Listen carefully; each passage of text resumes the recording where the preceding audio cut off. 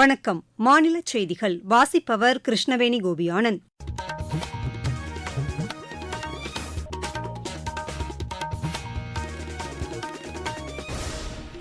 தலைப்புச் செய்திகள். உற்பத்திக்கான இந்தியா, உலகிற்கான இந்தியா என்ற புதிய அத்தியாயம் தொடங்கப்பட்டுள்ளதாக பிரதமர் திரு நரேந்திரமோடி தெரிவித்துள்ளார். கல்விப் பணியில் அரசு பள்ளிகள் மிக முக்கிய பங்காற்றுவதாக மத்திய புள்ளியியல் துறை ஆய்வில் தெரியவந்துள்ளது. தமிழகத்தில் பருவமழையை எதிர்கொள்ள அனைத்து முன்னேற்பாடுகளும் செய்யப்பட்டுள்ளதாக மாநில நகராட்சி நிர்வாகத்துறை அமைச்சர் திரு கே என் நேரு தெரிவித்துள்ளார். தமிழகத்தில் அடுத்த 24 மணி நேரத்தில் ஓரிரு இடங்களில் மிதமான மழைக்கு வாய்ப்புள்ளதாக சென்னை வானிலை ஆய்வு மையம் கூறியுள்ளது. காமன்வெல்த் பளுதூக்கும் சாம்பியன் போட்டியில் இந்தியா இன்று 3 தங்கம் 2 வெள்ளிப் பதக்கங்களை வென்றது. இனி விரிவான செய்திகள். உற்பத்திக்கான இந்தியா, உலகிற்கான உற்பத்தி என்ற புதிய அத்தியாயத்தை இந்தியா தொடங்கியுள்ளதாக பிரதமர் திரு நரேந்திரமோடி தெரிவித்துள்ளார். குஜராத் மாநிலத்தில் மின் வாகனங்களில் பயன்படுத்தப்படும் லித்தியம் அயன் பேட்டரிகளுக்கான எலக்ட்ரோடுகளை தயாரிக்கும் மையத்தை தொடங்கி வைத்து பேசிய அவர், இந்தியா ஜப்பான் நட்புறவின் அடையாளமாக இந்த மையம் திகழ்வதாக கூறினார். வளர்ச்சியடைந்த சுயசார்புமிக்க நாடாக இந்தியா 2047 உருவெடுக்கும் என்று கூறிய பிரதமர், நாட்டின் வளர்ச்சிக்கு ஜப்பான் நாட்டுடனான நட்புறவு மற்றும் கூட்டு முயற்சிகள் பெரிதும் உதவி குறிப்பிட்டார். இந்தியா வலிமையான ஜனநாயகத்தையும் வளர்ச்சிக்கான பூகோள அமைப்பையும் திறன்மிக்க பணியாளர்களையும் கொண்டுள்ளதாக அவர் தெரிவித்தார். இந்தியா ஒவ்வொரு நட்பு நாடுகளுடனும் இணைந்து வெற்றிக்கான இலக்குகளை அடைந்து வருவதாக அவர் கூறினார். மாருதி, சுசுகி போன்ற நிறுவனங்கள் உற்பத்திக்கான இந்தியா இயக்கத்தை அடையாளம் காட்டுபவையாக உள்ளன என்றும் பிரதமர் திரு நரேந்திரமோடி கூறினார். தூய்மை எரிசக்தி மற்றும் தூய்மையான வாகன போக்குவரத்து ஆகியவற்றின் முக்கியத்துவம் பற்றி குறிப்பிட்ட பிரதமர், சுற்றுச்சூழலுக்கு பாதிப்பு இல்லாத தூய்மையை பராமரிக்கும் வகையிலான வாகனங்களை கொண்டுவருவது நாட்டின் எதிர்கால இலக்கு என்றும், இதில் உலகின் நம்பிக்கை மிகுந்த மையமாக இந்தியா இருக்கும் என்றும் கூறினார். அரசு மேற்கொண்ட வளர்ச்சிக்கான நடவடிக்கைகளால் மின்னணு துறையின் உற்பத்தி கடந்த 10 ஆண்டுகளை விட 500 மடங்கு அதிகரித்திருப்பதாகவும் அவர் குறிப்பிட்டார். எதிர்காலத்துக்கான தொழில்களை திட்டமிடும் முயற்சிக்கும் மிகுந்த முக்கியத்துவம் அளிக்கப்பட்டு வருவதாகவும் பிரதமர் தெரிவித்தார்.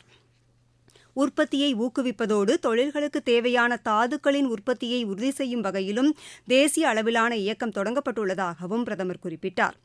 முன்னதாக குஜராத் மாநிலம் ஹல்சால்பூர் என்ற இடத்தில் வித்தாரா என்ற நவீன ரக மின் வாகனங்களை உற்பத்திக்கான இந்தியா இயக்கத்தில் பிரதமர் திரு நரேந்திரமோடி தொடங்கி வைத்தார்.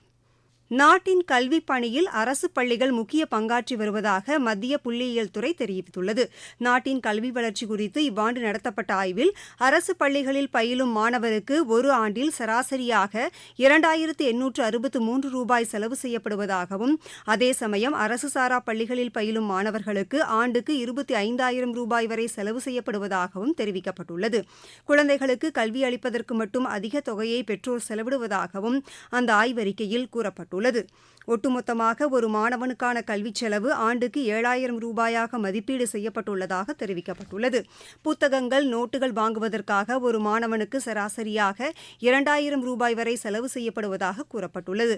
நகர்ப்புறங்களில் உள்ளவர்கள் கல்விக்காக அதிக செலவு செய்வதாகவும் அந்த ஆய்வறிக்கையில் தெரிவிக்கப்பட்டுள்ளது. நீங்கள் கேட்டுக்கொண்டிருப்பது மாநில செய்தி அறிக்கை. மோடி அரசின் 11 ஆண்டுகள். உலக பொருளாதாரத்தில் 4ஆம் இடம். உலக தரத்திலான கட்டமைப்பு வசதிகள். 25 கோடிக்கும் மேற்பட்டோர் வறுமையிலிருந்து மீட்பு. 86 கோடிக்கும் மேற்பட்டோருக்கு இலவச உணவு தானியங்கள். அனைத்து துறைகளிலும் வளர்ச்சி. சேவை, நல்லாட்சி, ஏழைகளின் நலன். இதுவே மோடி அரசின் தாரக மந்திரம். வளர்ச்சியடைந்த இந்தியாவிற்கான மோடி அரசின் பயணத்தில் இது அமுத காலம். தமிழகத்தில் பருவமழையை எதிர்கொள்ள அனைத்து முன்னேற்பாடுகளும் செய்யப்பட்டுள்ளதாக நகராட்சி நிர்வாகத்துறை அமைச்சர் திரு கே என் நேரு தெரிவித்துள்ளார். திருச்சியில் இன்று செய்தியாளர்களிடம் பேசிய அவர், சென்னையில் அண்மையில் பெய்த மழையின்போது தேங்கியிருந்த தண்ணீர் 1 மணி நேரத்திலேயே அனைத்து இடங்களிலும் வடிந்துவிட்டதாக கூறினார். ஒரே இடத்தில் 20 சென்டிமீட்டருக்கும் கூடுதலாக மழை பெய்யும்போது தண்ணீர் தேங்க வாய்ப்புள்ளதாகவும், ஆனால் உடனடியாக வடியும் வகையில் அதற்கான வடிகால் கட்டமைப்புகள் ஏற்படுத்தப்பட்டுள்ளதாகவும் அவர் தெரிவித்தார். அனைத்து நீர்நிலைகளிலும் தூர்வாரும் பணிகள் முழுவீச்சில் நடைபெற்று வருவதாகவும் திரு கே என் நேரு கூறினார்.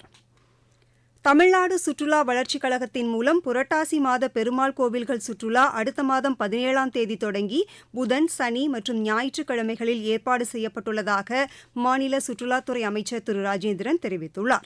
இது தொடர்பாக இன்று அவர் வெளியிட்டுள்ள அறிக்கையில், இந்த புரட்டாசி சுற்றுலாவில் சென்னை, மதுரை, திருச்சி, தஞ்சாவூர் ஆகிய நகரங்களில் உள்ள பிரசித்தி பெற்ற பெருமாள் கோவில்களை தரிசனம் செய்ய வசதி செய்து தரப்படும் என்று கூறியுள்ளார். மேலும் சென்னை மற்றும் சென்னையைச் சுற்றியுள்ள வைணவ திருக்கோவில்களுக்கு பயணம் செய்வதற்கு ஏற்பாடு செய்யப்பட்டுள்ளது. இந்த சுற்றுலா 2 கட்டங்களாக நடைபெறும். இதேபோன்று மதுரை, திருச்சி, தஞ்சாவூர் நகரங்களிலும் சுற்றுலா செல்ல ஏற்பாடு செய்யப்பட்டுள்ளதாக அவர் தெரிவித்துள்ளார். இந்த சுற்றுலாவுக்கு தமிழ்நாடு சுற்றுலா வளர்ச்சிக் கழகத்தின் இணையதளத்தில் பதிவு செய்ய ஏற்பாடு செய்யப்பட்டுள்ளதாகவும் அமைச்சர் கூறியுள்ளார்.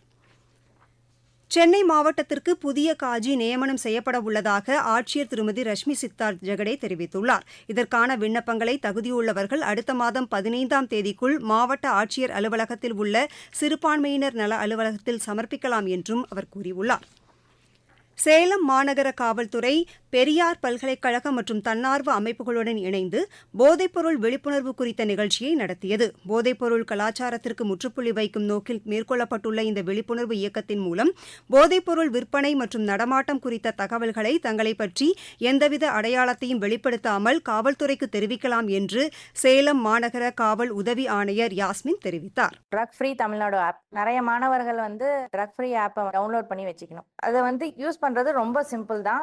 உங்க பேர் கூட கொடுக்கல தேவையில்ல, அது உங்களை ஐடென்டிட்டி ரிவீல் பண்ண தேவையில்ல. ட்ரக் எங்க விற்கிறாங்கன்ற தகவல் சொல்லலாம். அதுக்கு இமீடியட் ஆக்ஷன் கண்டிப்பா இருக்கும். நீங்க கொடுத்த கம்ப்ளைண்ட் ஆக்ஷன் இருக்கா இல்லையான்ட்டு இமீடியட்டா நீங்களும் பாத்துக்கலாம். போதைப் பொருளுக்கு எதிரான இதுபோன்ற விழிப்புணர்வு இயக்கம் மாணவர்களை நல்வழிப்படுத்தும் என்றும் போதையில்லா சமுதாயத்தை உருவாக்குவதற்கு அடித்தளமாக அமையும் என்றும் விழிப்புணர்வு இயக்கத்தில் கலந்து கொண்ட மாணவியர் தெரிவித்தனர். அவங்க கிட்ட இப்படி பண்ணாதீங்கன்னு சொல்லிட்டு அட்வைசபிளான கேரக்டரா இருக்கிறது ரொம்ப நல்லது தானே. அவங்கள நல்வழிப்படுத்துறதுன்றது ஈஸியான விஷயம் இல்லை, ஆனா அது நல்ல விஷயம்னு நான் நினைக்கிறேன். இந்த ப்ரோக்ராம் ரொம்ப எங்களுக்கு விழிப்புணர்வாகவும் இருந்தது. இப்படிலாம் இருக்கு, இதெல்லாம் பண்ணக்கூடாது அப்படிங்கிறத நாங்கள் தெரிஞ்சுக்கிட்டோம். அதனால இந்த விஷயத்த நாங்கள் இன்னும் நிறைய பேத்துக்கு தெரிவிக்கணும் அப்படிங்கிறதுல ரொம்ப ஆர்வமா இருக்கோம். தமிழகம், புதுவை மற்றும் காரைக்கால் பகுதிகளின் ஓரிரு இடங்களில் அடுத்த 24 மணி நேரத்தில் மிதமான மழைக்கு வாய்ப்புள்ளதாக சென்னை வானிலை ஆய்வு மைய இயக்குநர் திரு செந்தாமரை கண்ணன் தெரிவித்துள்ளார். எமது செய்திப்பிரிவுக்கு இன்று அவர் அளித்த பேட்டியில், தமிழக கடலோரப் பகுதிகளில் சூறாவளி காற்று வீசக்கூடும் என்பதால் மீனவர்கள் அடுத்த 3 நாட்களுக்கு கடலுக்கு செல்ல வேண்டாம் என்று கேட்டுக் கொள்ளப்பட்டுள்ளதாகவும் கூறினார். ஒரிசா கடலோர பகுதிகளுக்கு அப்பால் உள்ள வடமேற்கு வங்கக்கடல் பகுதிகளில் ஒரு காற்றழுத்த தாழ்வு பகுதி உருவாகியுள்ளது. இது மேற்கு வடமேற்கு திசையில் நகர்ந்து அடுத்த 2 தினங்களில் மேலும் வலுப்பெறக்கூடும். தமிழகம், புதுவை மற்றும் காரைக்கால் பகுதிகளில் ஓரிரு இடங்களில் லேசானது முதல் மிதமான வரை மழைக்கு வாய்ப்புள்ளது. கனமழையை பொறுத்தவரை 27, 28 மற்றும் 29ஆம் தேதிகளில் நீலகிரி மற்றும் கோவை மாவட்ட மலைப்பகுதிகளில் ஓரிரு இடங்களில் கனமழைக்கு வாய்ப்புள்ளது.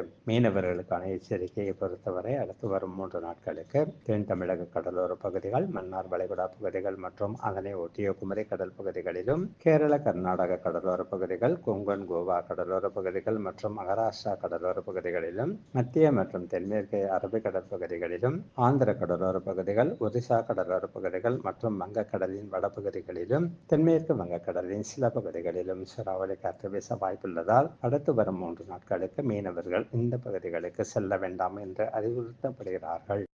மாவட்டச் செய்திகள். காஞ்சிபுரம் மாவட்டத்தில் முதலமைச்சர் கோப்பைக்கான மாவட்ட அளவிலான விளையாட்டுப் போட்டிகளை மாநில அமைச்சர் திரு காந்தி இன்று தொடங்கி வைத்தார்.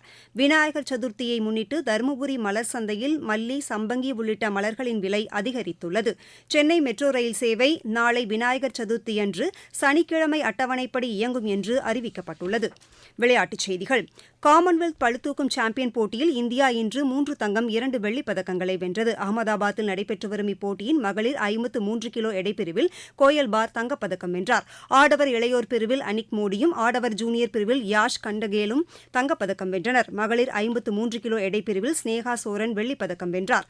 ஆடவர் சீனியர் பிரிவில் ராஜா முத்துப்பாண்டியும் வெள்ளிப்பதக்கம் வென்றார். கஜகஸ்தானில் நடைபெற்று வரும் ஆசிய துப்பாக்கிச் சுடும் சாம்பியன் போட்டியில் இந்தியாவின் சிப்ட் கௌர் சம்ரா தங்கப்பதக்கம் வென்றார். மீண்டும் தலைப்புச் செய்திகள். உற்பத்திக்கான இந்தியா, உலகிற்கான இந்தியா என்ற புதிய அத்தியாயம் தொடங்கப்பட்டுள்ளதாக பிரதமர் திரு நரேந்திர மோடி தெரிவித்துள்ளார். கல்விப் பணியில் அரசு பள்ளிகள் மிக முக்கிய பங்காற்றுவதாக மத்திய புள்ளியியல் துறை ஆய்வில் தெரியவந்துள்ளது. தமிழகத்தில் பருவமழையை எதிர்கொள்ள அனைத்து முன்னேற்பாடுகளும் செய்யப்பட்டுள்ளதாக மாநில நகராட்சி நிர்வாகத்துறை அமைச்சர் திரு கே என் நேரு தெரிவித்துள்ளார். தமிழகத்தில் அடுத்த 24 மணி நேரத்தில் ஓரிரு இடங்களில் மிதமான மழைக்கு வாய்ப்புள்ளதாக சென்னை வானிலை ஆய்வு மையம் கூறியுள்ளது. காமன்வெல்த் பளுதூக்கும் சாம்பியன் போட்டியில் இந்தியா இன்று 3 தங்கம் 2 வெள்ளிப் பதக்கங்களை வென்றது. இத்துடன் இந்த செய்தியறிக்கை நிறைவடைந்தது.